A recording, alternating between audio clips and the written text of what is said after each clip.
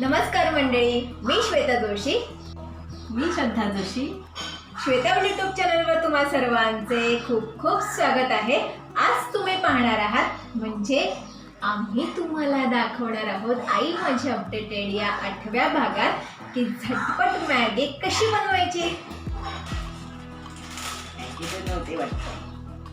आता ती तर सगळ्यांनाच येते युट्यूबवर बघून. बरोबर आहे, पण ना मॅगी जरी सगळ्यांना बनवता येत असली तरी आपली डिश आहे ना थोडीशी वेगळी आहे.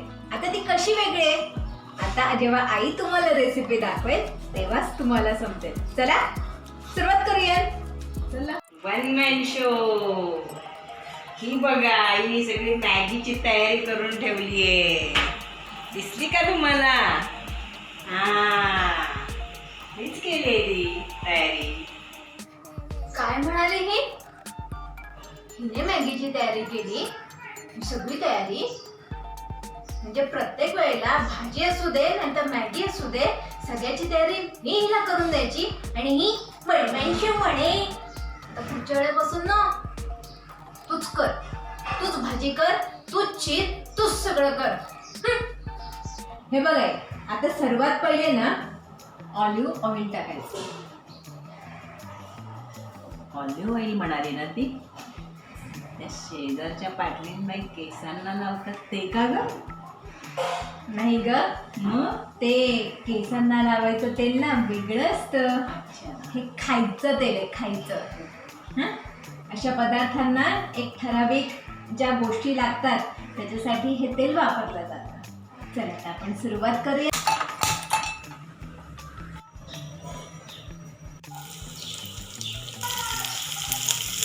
छान मस्त लसूण आणि मिरची फ्राय केलेला वास येतोय. आहा, श्वेता, आता कांदा टाकायचा ना? हो, आणि मस्त फ्राय करून घ्या. येस. लवकर फ्राय होण्यासाठी ना थोडंसं मीठ घालायचं त्याच्यामध्ये, म्हणजे लवकर फ्राय होतो. ही माझी आयडिया आहे. हा, शेजवान चटणी टाकणार आहोत. मिक्स केलेले सॉस टाकूयात. आता हे बघ, आपलं हे सॉसचं मिश्रण सगळं टाकून झालेलं आहे ना. येस. ओके, हो. आता आपल्याला थोडंसं त्याच्यात पाणी टाकून ते मिक्सर करून मग आपण मॅगी टाकायची. हा, पण मला सांग, ह्याच्यात कढीपत्ता कधी टाकायचा? अगं आई, अशा पदार्थांमध्ये ना कढीपत्ता नसतो टाकायचा. मग काय उपयोग? कढीपत्ता नाही टाकला तर काय खाक चव आहे ना? अगं आई, तू कढीपत्ता टाकला? हो, कढीपत्ता टाकून छान चव येते, हो की नाही? परत आईने आगाऊगिरी केली. बघ आई, आता आपल्याला ना ओरेगानो आणि चिली फ्लेक्स टाकायचं आहे, म्हणजे त्याने कशी ना मॅगीला खूप सुंदर चव येते. हे काय इंग्रजीत काही नावं ठेवतात. आपल्या भाषेत सांगायचं झालं तर सुकलेली कोथिंबीर आणि मिरचीचे तुकडे. साधी सोपी सरळ रेसिपी. हो बाई, हे काय शेवयांना कोणीतरी सुजवलंय वाटतं. हो, सुजवलंय शेवयांना. हे आई, काय पण बोलू नको. मग ही मॅगीचे पॅकेट्स असतात ना ते असेच असतात. पाणीचं मिश्रण करतो ना आपण तेव्हा ती पातळ होते, म्हणजे त्या शेवया ज्याला तू म्हणतेस ना तेव्हा ते असं दिसतं. कळलं? हो का?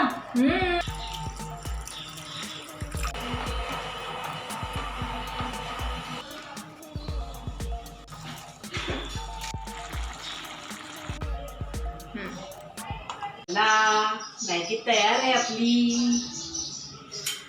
थांबा, ह्याच्यावर आपण कोथिंबीर घालूया थोडीशी. वा, क्या बात आहे. ठीक आहे श्वेता, कशी झाली आहे सांग. अरे वा, मस्त झाले का मॅगी? थांबा खाऊन बघते. टाकलंय खाते.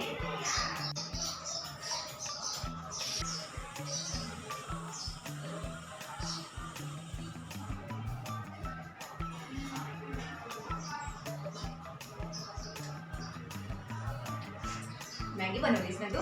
हो. नाही, ही मॅगीची रेसिपी कमी आणि मॅगीचं उपीट जास्त वाटतंय.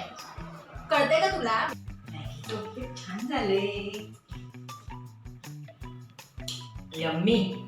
श्वेता बोलली खरं, उपीट केलंय म्हणून. उपीटच झालंय. काय का असे ना, नवीन काहीतरी रेसिपी झाली. तुम्हाला आवडली तर लगेच फॉलो करा आणि रेसिपी कशी वाटली कमेंटमध्ये नक्की सांगा. आणि पुढच्या वेळी तुम्ही जेव्हा मॅगी कराल तेव्हा त्यात थोडा गरम मसाला नक्की टाका, म्हणजे चव जरा छान येईल. मॅगीची झटपट रेसिपी कशी बनवायची हे मी आईला शिकवायला गेले, तर आईने मॅगीचं उपीटच करून ठेवलं. काय का होईना, पण तिला ते शिकण्यात आणि करण्यात आनंद मिळाला ना. चला आपण पण आता एन्जॉय करूया मॅगीचं उपीट. कात्रंगीगिरीचा एपिसोड तुम्हाला कसा वाटला आम्हाला कमेंटमध्ये नक्की सांगा.